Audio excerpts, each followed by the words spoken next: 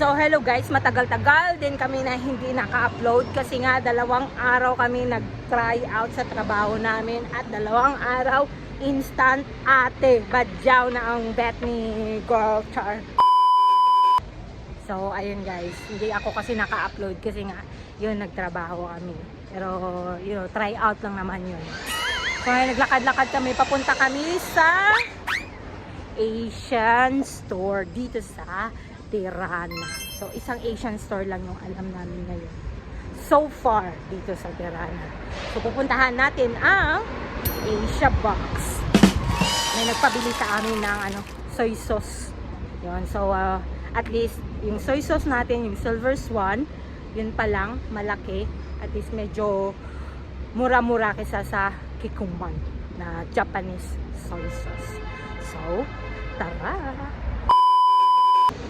So medyo mahaba-haba pa yung lakarin namin from center talaga or sa Skanderberg Square.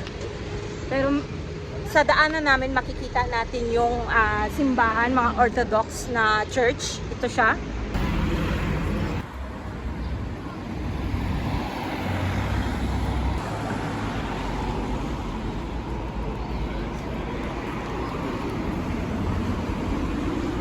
Last time pumunta kami dyan, pero walang mass. Ewan ko kung nagkakandak sila ng English mass or Albanian lang.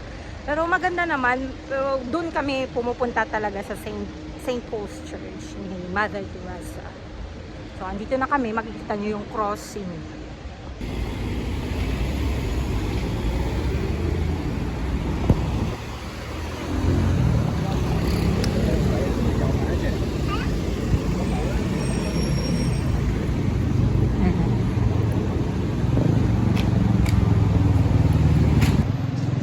Check namin kung nasa right way ba kami.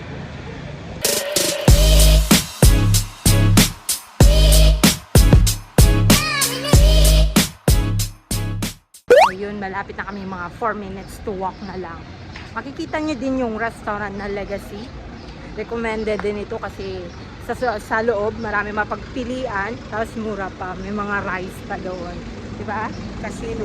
No, casino. May casino din. Pero hindi man kami nakapasok sa casino. Regency Casino.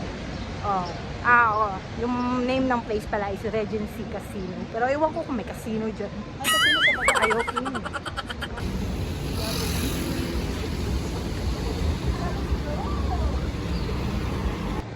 So, sa harap ng Regency Casino, may mga kapihan din. Daming kape. So mamaya na lang. So magkakambi kami mamaya. Unahin muna namin yung yung soya sauce. Baka masaraduhan kami. Alas 6 na, time check. Mag-aalas 6 na. Pero grabe pa rin yung init oh. Parang Pilipinas lang.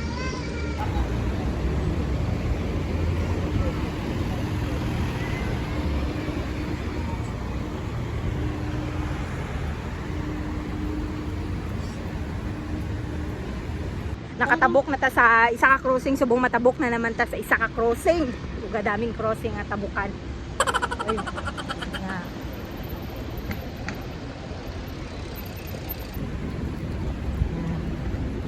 So, isang crossing. So, sa 250. Oh, 250. 36. Oh. So, ayun guys, makikita nyo dito yung lake. Ito yung lake na tinatawag nila o river or basta yan, madadaanan nyo to. Tapos may isa na namang crossing yan. So ilang minutes andyan na tayo. So yan guys, napasobra pala tayo, hindi pala tayo dadaan sa madadaanan yung lake, makikita nyo lang. So bali dumiretso kami pa hindi, nagdiretso kami straight. So magliko pala tayo to the right. Makikita natin yan dyan kasi maraming nakahilerang mga shop. Tingnan natin. Oh.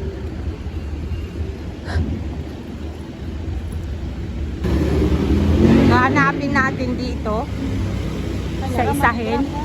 So may mga MoneyGram din dito banda. Pintahan ng mga tinapay. Okay lang naman din, naman passport ako. So, hanapin natin. May mga phone din dito. So, para medyo malayo-layo pa. Teka lang, tanungin natin muna yung Google Map natin. So, parang hindi namin nakikita, naliligaw kami. I-check ko muna yung Google Map.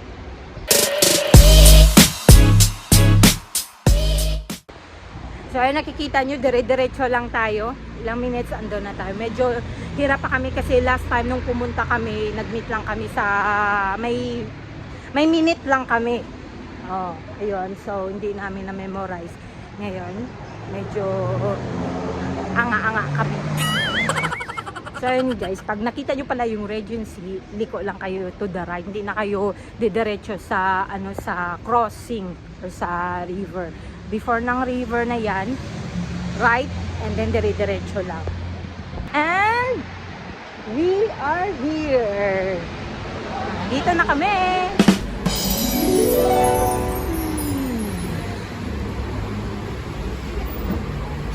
Mahal, hello.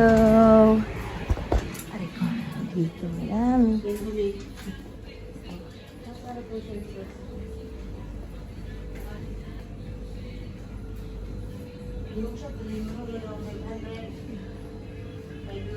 Ha?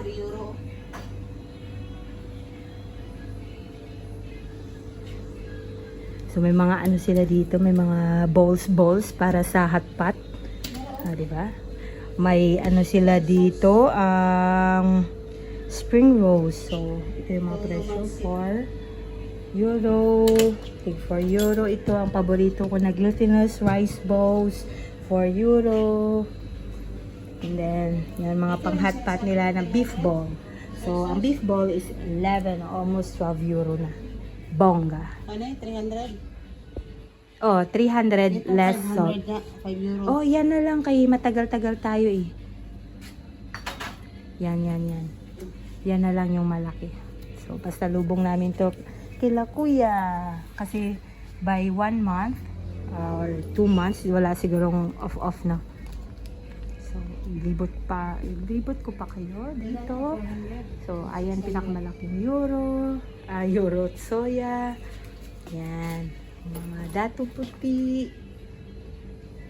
Ano pa mga Filipino products dito.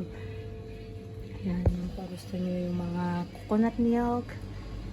Yan. So, Mamacita. Meron din sila. 60? Yan. So, mga pansit. Yan. Breadcrumbs. Isa yung pansit. Ang paborito nating pansit. Canton. Bihon. O, diba? Tapos yan. Mga Thai food. Mga Thai products. Japanese products. Korean. Nandito lahat. O, diba? Oishi. Ha?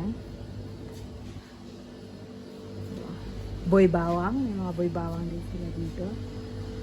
Yan. So, yan lang guys. Hindi naman siya kalakihan. Pero at least, andito almost ng mga produkto natin na kailangan talaga natin sa pagluluto. May bitsin sila. Yan. So, magbabayad na kami. Ito lang.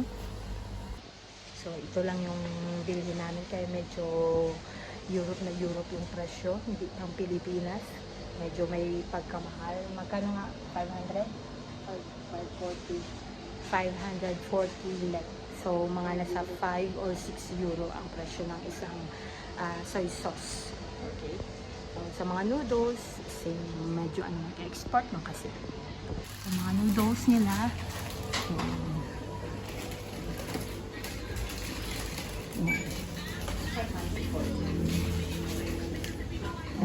yung mga beer, mga Korean din sila beer. Soju. Yan. And soda. Mango. Lemon ginger tea.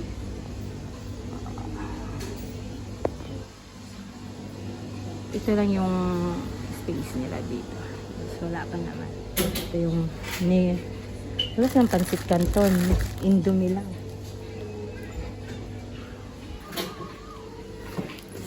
Okay na? Okay, thank you.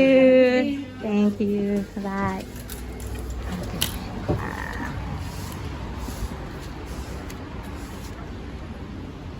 So ayun, naglakad kami ng pinakamalayo dahil dito. Pero worth it naman kasi yun nga, makakabili kami ng Pilipino ng mga products na na-miss talaga natin. So from Pilipinas to Europe, medyo kamahalan pero worth it naman. Malaki naman siya. Okay na, pikit mata na lang natin as long na makakain tayo ng sariling atin at masarap. O, diba? Hindi yung puro na ng pasta, at saka asin, at saka pepper. Kaya, ayun guys, kung gusto nyo pumunta dito, located lang siya sa ganitong address. Ayan, basahin nyo na lang. Kasi hindi ko din alam kung paano pronounce yan. So, hanggang dito na lang. Thanks for watching. Bye!